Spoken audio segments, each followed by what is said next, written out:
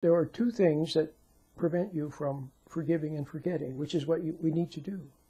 Have you heard someone say that if you haven't forgotten, it means you haven't really forgiven?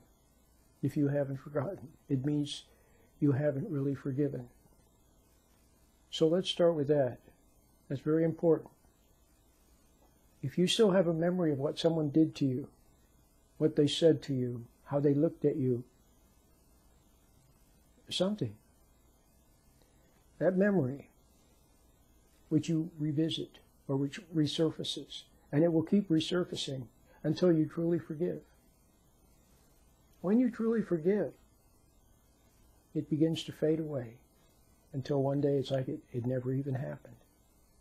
Okay? Which I know that's true because I have experienced that myself. And to have it fade away so that it's like it never happened.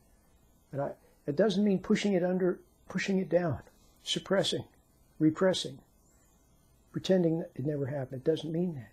It just means that it becomes a non-issue. It's no longer important. And it fades away. And what keeps it alive? And incidentally, when that memory stays alive because of resentment, that's what keeps it alive. But then it will also color your whole life, and it will affect your relationship with everyone, especially with your partner, and especially with your kids. So it's very important to forgive and forget. Okay?